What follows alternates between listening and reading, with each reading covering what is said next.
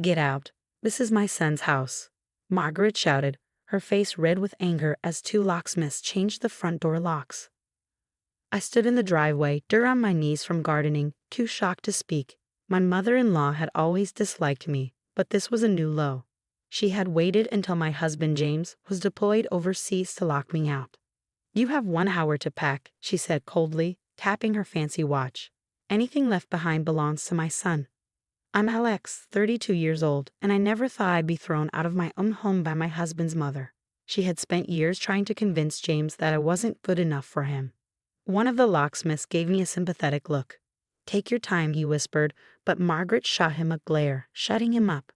I stayed calm as I walked inside. Margaret followed, making sure I didn't take anything she considered valuable. "I told James he should have made you sign a prenup," she sneered.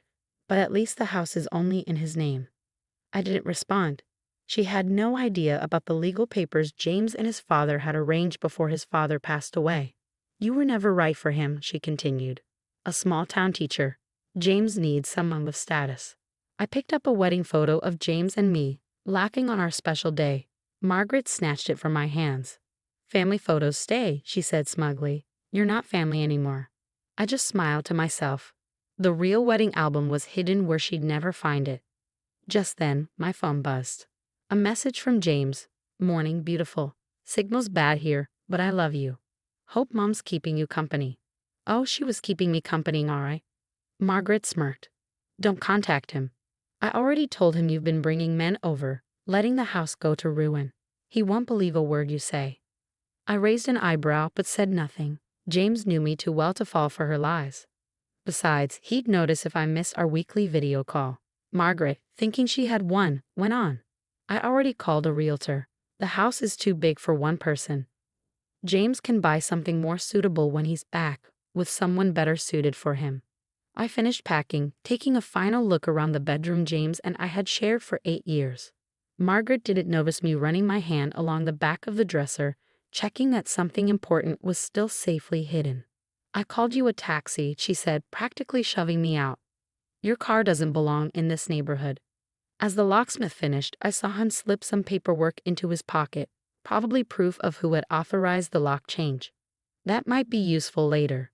As my taxi arrived, Margaret stood by the door, talking loudly on the phone. "Yes, the house will be available for viewing next week. The previous occupant is finally gone." I put my suitcase in the taxi and turned to her with a calm smile. "Good luck with the sale, Margaret." She frowned, expecting me to cry, beg, or cause a scene. Instead, I waved and left. She had no idea I was ready for this. I had prepared for years, keeping records, hiding important documents, and planning for the day she'd try something like this. And most importantly, she had no clue about the promise James's father had made before he died. The taxi driver glanced at me. "You okay?" I smiled. "I'm fine, just handling some family business." As we drove off, I saw Margaret removing my wind chimes, trying to erase every trace of me. Let her try. She was about to learn the hard way that she hadn't won at all. I had 1 week before she put the house on the market. 1 week to turn the tables. That was more than enough time. Kate's guest room became my safe space as I put my plan into action. 3 days after Margaret locked me out, I sat at the kitchen table, sorting through a stack of documents I had saved over the years. "I still can't believe she actually changed the locks," Kate said, handing me a cup of coffee. "Doesn't she know that's illegal?" I smiled. Margaret never worries about what's legal. She only cares about what she can get away with. And James still doesn't know. "Our video call is tomorrow," I said. I wanted to have all the proof ready first. Kate picked up one of the papers and gasped. "Is this what I think it is?" I nodded. James's father's final gift to us. He knew exactly what Margaret was like. The day before he passed away, he called us into his study while she was at yoga. He had everything planned. I remembered that day clearly. Robert, James's father, sitting behind his desk, weak but determined. He had handed us a folder filled with legal documents, including the house deed. "My wife means well," he had said, "but she always tries to control James. This house should belong to you both, not be something she can use against you." We had signed the papers then and there. The house was transferred to both James and me, with a rule that it couldn't be sold without both of our signatures. Margaret had been too busy with her social events to notice. I glanced at my phone and opened an email from the locksmith. As expected, he had sent proof that Margaret had changed the locks illegally. "What about the realtor?" Kate asked. "I called her this morning," I said. Once I showed her the house documents, she was very helpful. Margaret has a reputation, it seems. The realtor had been shocked to learn Margaret tried to sell the house without proper paperwork. She immediately pulled out of the deal but sent me copies of all her messages with Margaret first. Just then, my phone buzzed with a text from our elderly neighbor, Mrs. Sullivan. "That utility guy just left. I told him everything, and he took lots of notes." I had asked Mrs. Sullivan to keep an eye on the house. Margaret needed to switch the utilities into her name, which meant the fraud department would now be involved. Kate shook her head in amazement. "You thought of everything." "I had 8 years to prepare," I said. "Margaret's been trying to get rid of me since I married James. I learned to document everything." Then my phone rang. It was the family lawyer who had helped with the house transfer. "Alex, we have a problem. Margaret just tried to file paperwork saying James gave her power of attorney before his deployment." I smirked. "Let me guess. The signature doesn't match the one on our house papers?" "Not even close," he said. "She's getting desperate. Should I contact the DA's office?" "Not yet," I replied. "Let's see what she tries next." After hanging up, I turned to Kate. She's panicking. Losing the realtor must have shaken her. What's next? I checked my calendar. Video call with James tomorrow at 10 a.m. Once he knows what's going on, we move to phase 2. The rest of the day, I prepared. I gathered statements from neighbors, emails from the realtor, and a fraud report from the utility company. Everything was neatly organized, ready to present. That evening, Margaret made her next move. My phone buzzed with her messages. "You're making a fool of yourself. James never loved you. He was just too nice to say it. If you leave now, I won't press charges for the things you stole. I know what you're doing. It won't work." I forwarded each message to my lawyer without replying. Margaret was realizing she couldn't sell the house and was grasping at straws. Later that night, I sat on Kate's porch, looking at the stars and thinking about James. We had been through so much together. Deployments, family drama, loss. Margaret had never understood our bond. My phone buzzed with an alert from our home security system. Margaret was at the house, carrying out boxes. I pulled up the camera feed and saw she was taking photo albums and family mementos. "Should we stop her?" Kate asked. I shook my head. "Those are just copies. The real ones are in our safety deposit box. Let her think she's erasing me. It'll make tomorrow more interesting." I watched Margaret struggle with the boxes, a flicker of pity crossing my mind. She had spent her life trying to control everything. Now she was losing it all. Tomorrow's call with James would change everything. Margaret thought she had won. She had no idea her perfect plan was about to fall apart. At exactly 1,000 hours, James's face appeared on my laptop screen. Despite the grainy video quality, I could see his concerned expression immediately. "Alex, what's going on? Mom's been sending me strange messages about you abandoning the house and stealing things." I tried calling her, but she keeps making excuses. I took a deep breath.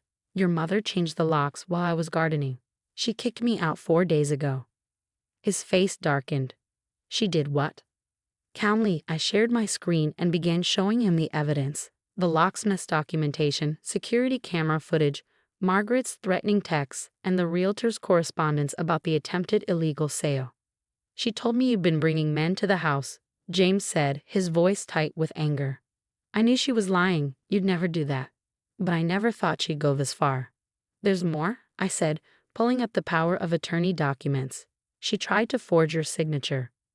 James ran his hands through his hair, a gesture so familiar it made my heart ache. "I'm requesting emergency leave. This has to stop." "Actually," I said, allowing myself a small smile, "I have everything under control. Remember what your father did before he passed away." Understanding dawned on his face.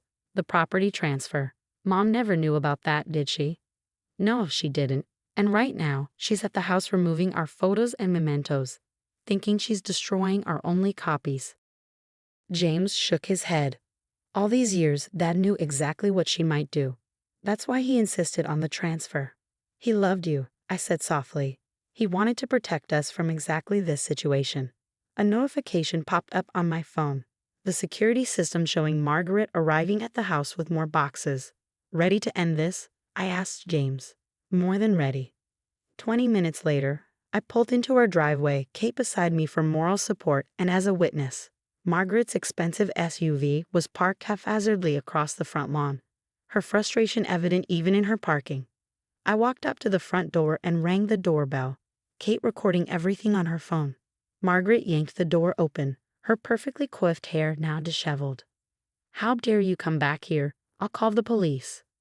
"Actually," I said, holding up my phone, "James is on the line. He'd like to talk to you." Her face paled as I switched to video chat. James's face appeared, his military bearing in full effect. "Mother," he said, his voice stern.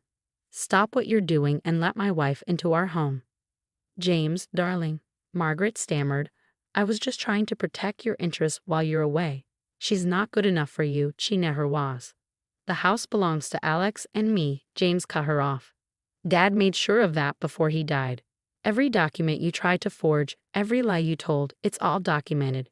You have exactly 1 hour to leave before we file charges." Margaret's composure cracked completely. "Your father would never go behind my back. He knew how important family legacy is." "He did," I said quietly. "That's exactly why he did it." I held up the original property deed, watching as Margaret's eyes widened in recognition of her late husband's signature. All her careful plans, her manipulations, her attempts to erase me, none of it mattered now. "I'll expect your keys on the front step," I said firmly. "All copies, and Margaret? The photos and mementos you've been removing?" "Those were all duplicates. We learned long ago not to leave anything irreplaceable where you could find it." An hour later, I stood in our living room, watching through the window as Margaret's SUV disappeared down the street. The house felt different somehow, lighter, as if a shadow had finally been lifted. "I've arranged for military police to check on you regularly until I'm home," James said through the video chat. 3 more months, then we'll deal with everything else together." I touched the screen, wishing I could hold his hand. "I miss you." "I miss you too. And Alex, I'm so proud of how you handled this. Dad would be too." After ending the call, I walked through the house, restoring our photos to their rightful places. In his father's old study, I found one last surprise, a letter from Robert dated just before his death. "Dear Alex," it read. "If you're reading this, Margaret finally showed her true colors. I'm sorry for all the years of difficulty she caused you. But I knew you were strong enough to handle it, strong enough to protect the family James and you have built. She never understood that real family isn't about social status or control. It's about love, trust, and standing together against whatever comes. Take care of my son, and take care of yourself. You were always the daughter I wished for." I placed the letter in our family album, next to the real wedding photos and the property deed. Margaret had spent years trying to break us apart, never realizing she was only making us stronger. 3 months wasn't so long to wait. James would come home, and we would rebuild whatever Margaret had tried to destroy. But this time, there would be no more power plays, no more manipulation, no more trying to erase what we had built together. Sometimes the best revenge isn't about getting even. It's about standing your ground and protecting what matters most.